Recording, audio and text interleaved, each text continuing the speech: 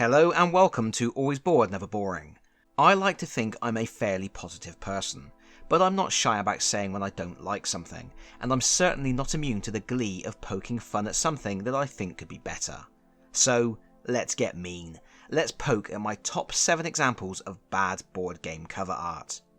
Actually, to be fair, this isn't really a top 7 list at all. It's not even 7 examples of the very worst board game art, otherwise it would just be a list of stuffy Eurogames about trading in the Mediterranean. This is actually 7 examples of board game art that exhibits a flaw of some kind. I guess another way to look at it is 7 mistakes you can make when creating board game art, but that isn't quite as catchy a title. For the list, I have selected 7 pieces, each of which fails in a different way. And we are going to start with Felinia, a 2 to 4 player Eurogame from Matago, published in 2010. This cover isn't exactly terrible, but it has been selected for the list because it is accidentally creepy. Felinia, despite what the cover may have you believe, is a very straightforward game about establishing trading posts in a newly discovered land. There is a neat bidding system enabling you to acquire resources that you load into boats and ship off to the island, and then you explore to establish your trade routes. And all of this has absolutely nothing to do with cats. I think you can chalk that up as another problem with the cover art, although it is more a failing of the board game's theme in general. The fact the world is populated with cats is irrelevant. You are bidding on and trading in, and I'm not kidding, rare books, fine wine, precision watches, luxury clothes, and refined glassware. The presence of the cats feels like an ill-advised attempt to disguise the true nature of the game. But that is all besides the point. The reason this game has made it onto the list is the hands. The human hands. The spindly, thin-fingered, oddly proportioned, grasping hands.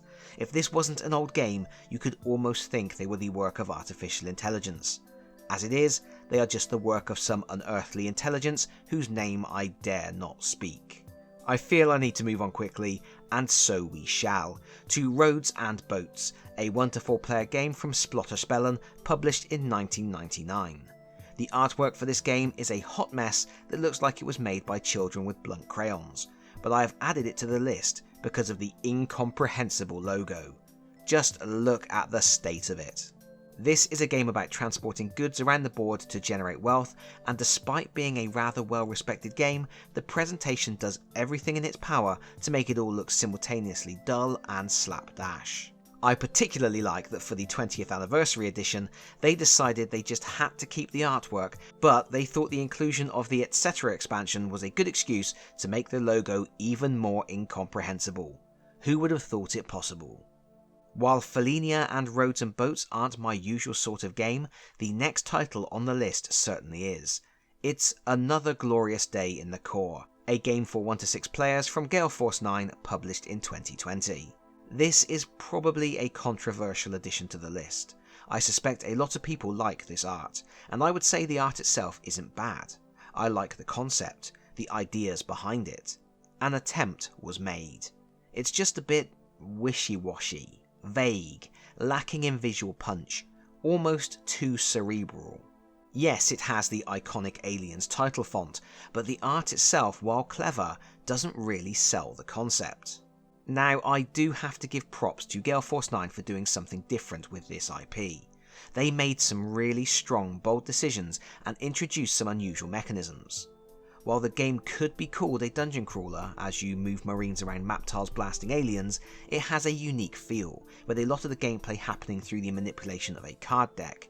It's much more about resource management and squad cohesion.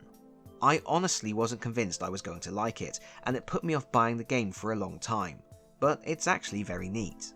The presentation of the game leans into the slightly unusual nature of the mechanisms.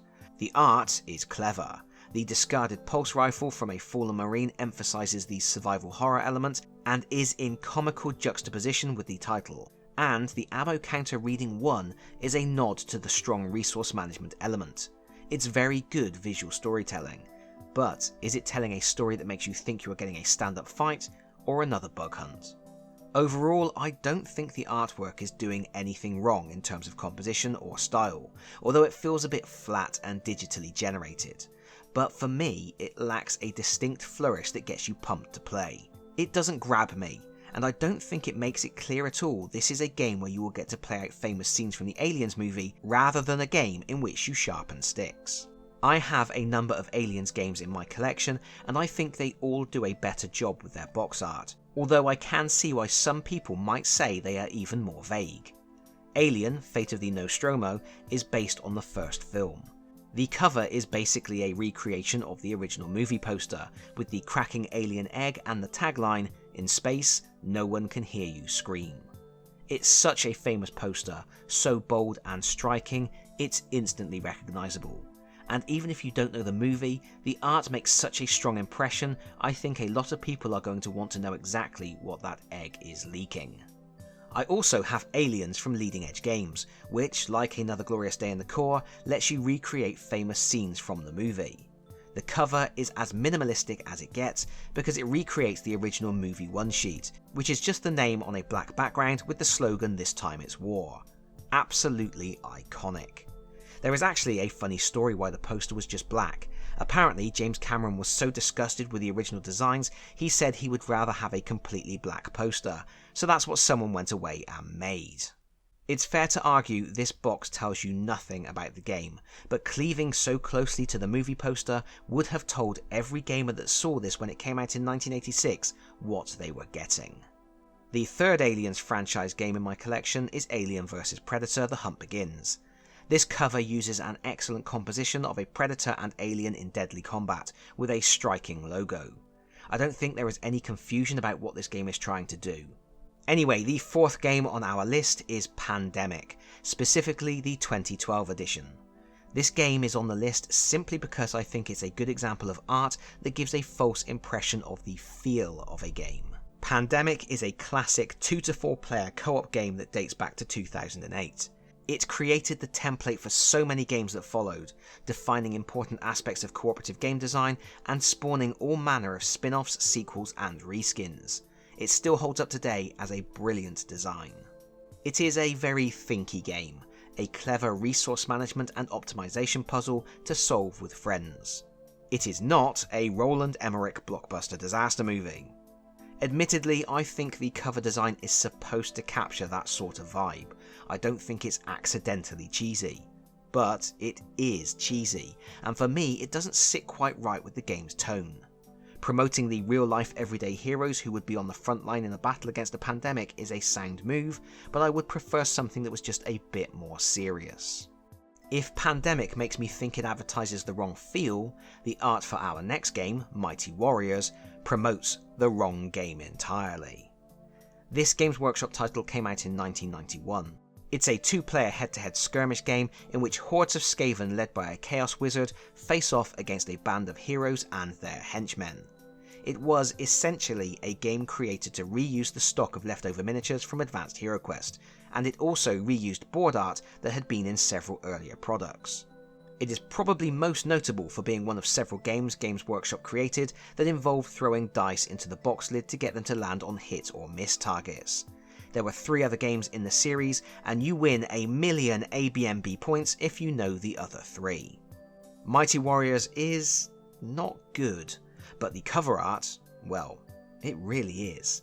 This artwork is phenomenal. It's by Chris Baker, otherwise known as Fangorn, a legendary fantasy artist who did a lot of work for Games Workshop, and I have no issue with the composition, the quality, the colouring, anything other than its position on the box for the Mighty Warriors game. It should not be there. This is stock art. This does not in any way represent the game. This is a game about Skaven and heroes skirmishing inside a castle. Not Dark Elves. Certainly not an army of Dark Elves on a battlefield. This isn't a war game. The game doesn't even include rules for adding Dark Elves. But at least the Mighty Warriors artwork is exciting, engaging. It makes you want to pick up the box even if you're going to be disappointed it doesn't reflect the game. This is in direct contrast to our 6th game, Avalon, which is a fantastic game with an incredibly boring cover. Avalon, or The Resistance Avalon to give it its full title as it is a reskin of The Resistance, came out in 2012. It is a social deduction game where players cooperatively attempt to complete a series of tasks while one or more traitors in their midst attempt to upset the apple cart. The game is so much fun, but you wouldn't think it to look at this cover, where a bored-looking woman, a generic loyal servant of King Arthur, gives you a bit of a side-eye. There are so many ways the artist could have conveyed the idea of Arthur's knights questing while facing unknown threats from within their own ranks. A knight being stabbed in the back on a misty battlefield, a dark-robed figure lifting the Holy Grail, a black knight looming over the round table. The art they used just doesn't do it for me. Incidentally, in 2022, Avalon was reissued in a big box edition, and looking at the new cover art, let's just say I wish they had stuck to boring. But here we are at the final entry on our list. It is a channel favourite, a game I used as a punching bag in an extended review several months ago, and which I think will always be the most ridiculous game in my collection. It's Dungeons of Demus, which has cover art that fails because, well, it's bloody ghastly. But for the purposes of this list, it fails because it combines every single failure we have already discussed on this list, and then adds one more. It's inconsistent. What an absolute mess. In my review of the game, I spent some time tearing this cover apart, so I will keep this brief. This art is bad. It misrepresents the game as one of Demus's loyal goblins is attacking him, it's creepy, the logo is horrible, and it's a terrible mishmash of inconsistent styles, like an early PowerPoint presentation made with stock clip art. Even the perspective isn't consistent. Take a moment to look at that door in the background and see if you can figure out how the thief character is pushing it open from the angle he is standing at, and where exactly it's hinged. This, as far as I'm concerned, is the pinnacle of bad cover art, which is fitting for a game that is the pinnacle of bad dungeon crawling.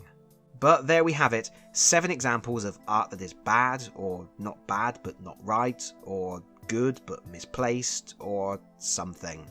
Please share your examples in the comments, because that is it from me for now. Thank you so much for watching. If you like this video, please consider pressing the like button. If you really like this video, please consider subscribing if you don't already do so. And hopefully, I will see you all again very soon. Bye bye everyone. Bye bye.